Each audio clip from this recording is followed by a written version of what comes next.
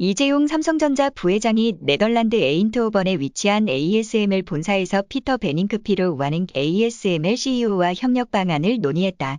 이재용 삼성전자 부회장이 반도체 초격차 확대를 위해 극자외선 EUV 노광 장비 확보전에 직접 끼어들었다.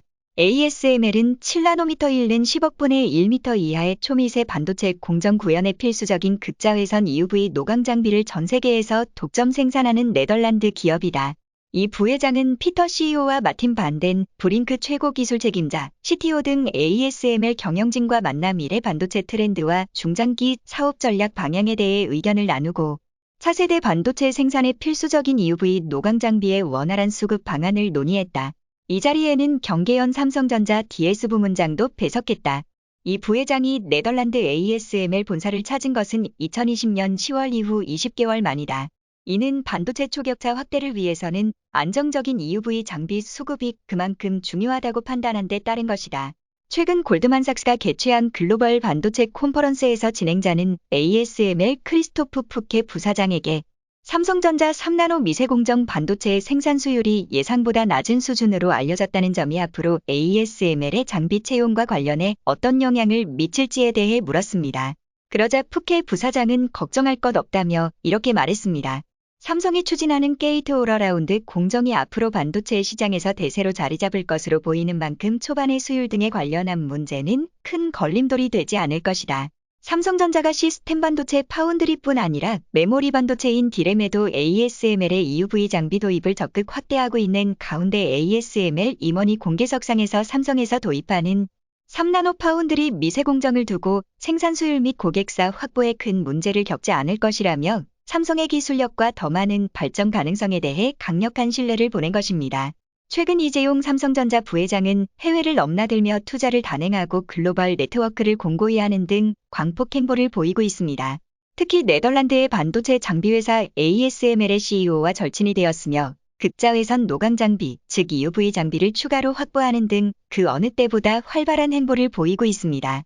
반도체 핵심 장비인 EUV 장비 생산은 ASML이 독점하고 있고 연간 생산 대수도 한정돼 있습니다. 따라서 ASML의 최대 고객사였던 대만의 TSMC를 뚫고 삼성전자가 더 많은 물량을 확보하는 것은 반도체 경쟁의 승리자가 되는 데 중요한 요소 중 하나입니다. 이재용 부회장이 ASML을 방문하기 전 사전에 얼마나 세밀하게 준비했는지를 이 사진 한 장이 잘 말해주고 있습니다. 이날 네덜란드의 르터 총리를 만날 때 이 부회장은 오렌지색 넥타이를 메고 있습니다. 사진이 공개된 뒤 언론과 업계의 시선은 오렌지색 넥타이에 집중됐습니다. 이 부회장은 르터 총리에게 네덜란드 총리 공관이 그려진 반도체 웨이퍼를 선물했는데 이 그림은 ASML의 기술로 만든 것이었습니다. 웨이퍼에 그려진 총리 공관이 너무나 사실적이고 극한의 정교함을 지니고 있어서 사진을 웨이퍼 표면에 코팅한 것 아니냐는 말까지 나오기도 했는데요. ASML의 EUV 노광 장비 레이저 기술로 이렇게 정교하게 그림을 새길 수 있다는 걸 은근히 추켜 세워주면서 삼성과 ASML이 굳건하게 협력해 가자는 의미를 담고 있었습니다.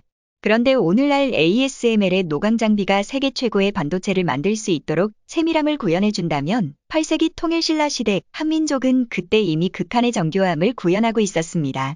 기존 노광 장비가 부실하면 네덜란드의 EUV는 펜에 해당합니다. 반도체 회로를 더욱 얇게 그릴 수 있게 돼 웨이퍼 한 장에서 더 많은 반도체를 제조할 수 있게 만들어주기 때문입니다. 그래서 ASML의 노광 장비를 사용하면 생산성은 높아지고 가격은 내려갑니다. 또 반도체의 성능도 좋아집니다. 결국 반도체의 승패를 가르는 중요한 요소는 정교함이라고 볼 수 있는데요.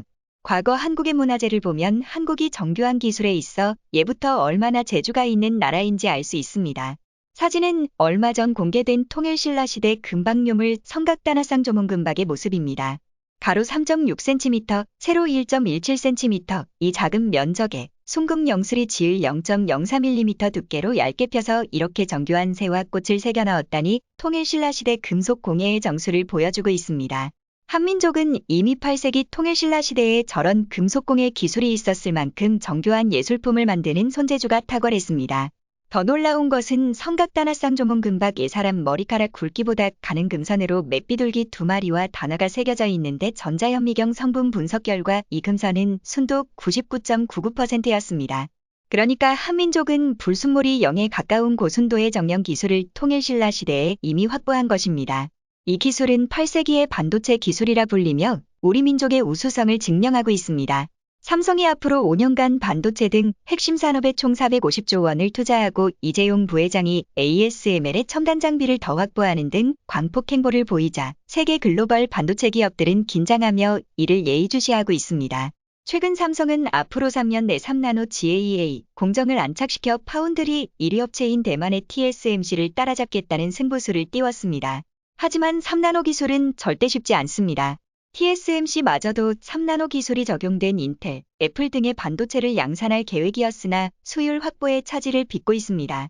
엔비디아는 연내 출시 예정인 그래픽 처리 장치 시리즈의 생산을 위해 TSMC에 90억 달러를 미리 지급하고도 3나노가 아닌 5나노 제품을 받게 됐습니다.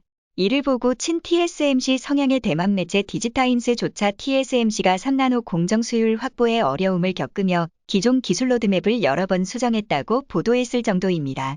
다급해진 TSMC는 결국 무리한 계획을 서둘러 발표했습니다. 무려 1.4나노미터 공정개발 계획을 발표한 것입니다. 이를 두고 반도체 업계에선 TSMC가 1.4나노 공정 계획 발표를 통해 업계 1인자로서 자신감을 나타내면서도 삼성전자와 인텔 등 추격자들에 대한 초조함을 드러냈다는 분석이 나왔습니다. 파운드리 분야에서 삼성전자가 거세게 따라붙고 이에 인텔까지 파운드리 경쟁에 가세하자 무리하게 1.4나노 공정개발 계획을 발표했다고 보기 때문입니다. 1.4나노는 반도체 부피가 작아 웨어러블 기기에 적용될 제품인데 그 발표가 현실성이 있는지에 대해서는 사실 회의적인 예상이 대부분입니다. 그래서 이런 때일수록 전문가들은 추격자인 삼성전자가 TSMC의 삼성 흔들기에 굴하지 않고 내실에 집중하는 것이 중요하다고 입을 모읍니다. 삼성의 대대적인 투자와 거센 추격에 사실 가장 초조해진 건 일본이었습니다. 결국 일본은 TSMC의 반도체 공장을 일본에 짓도록 하기 위해서 말도 안 되는 보조금을 지급해 호구 소리를 듣고 있습니다. TSMC가 일본 공장에서 생산하는 반도체는 첨단 기술을 전수해 줄 수 있는 공장이 아니고 10년 전 버전입니다. 그런데 일본 정부가 여기에 자그만치 4조 원이 넘는 막대한 보조금을 지급하기로 약속했기 때문입니다. 더 나아가 일본은 미일 2나노 반도체 거점을 일본에 세운다는 계획까지 발표했습니다. 두 나라가 일본의 2나노에 버금가는 첨단 반도체 개발에 집중하고 그곳에서 최신 스마트폰 등에 탑재되는 핵심 부품을 직접 생산하겠다는 계획을 발표한 겁니다. 이를 통해 일본은 2025년 삼성과 TSMC의 2나노 양산 일정을 단숨에 따라잡겠다는 야심찬 희망을 품었는데요. 하지만 미국 입장에서는 당장 삼성전자에게 미국 내에 반도체 공장을 지어달라고 애원하는 상황에서 일본의 공장 건설은 아마 생각도 하지 않을 것입니다. 또한 지금 모든 분야에서 하락 추세인 일본의 국가 경쟁력을 보면 일본의 희망은 망상에 가까워 보이는데요. 최근 지난 1분기 세계 기업의 순이익 순위가 발표됐는데 1위부터 10위 안에 일본 기업은 전멸이었습니다. 하지만 삼성전자는 글로벌 공급망 위기, 우크라이나 전쟁 등 악재란 악재는 모두 있었던 지난 1분기에도 세계에서 9번째로 많은 돈을 벌어들인 것으로 나타났습니다. 반도체와 스마트폰 판매가 늘어난 데 힘입어 삼성전자의 순이익이 92억 달러로 57% 증가했기 때문입니다. 과거에는 엔화 가치가 곤두박질치면 한국산 제품의 일본 수출에 애를 먹고 한국 기업들의 타격이 심각했지만 지금 삼성의 휴대폰과 현대차 등은 엔저에도 아랑곳하지 않고 일본 경쟁사를 압도하고 있는 것으로 나타났습니다. 엔저에도 아랑곳하지 않고 한때 안전자산으로까지 여겨지며 각광받았지만 오늘날 엔화는 그 위상이 예전과는 완전히 달라졌기 때문입니다. 이것이 바로 일본의 위상인데 과연 일본이 미국과 대만에 매달리는 전략으로 반도체 부활을 이룰 수 있을지 의문입니다. 오늘 준비한 소식은 여기까지입니다. 댓글을 통한 여러분들의 많은 의견 기다리겠습니다. 시청해주셔서 감사합니다.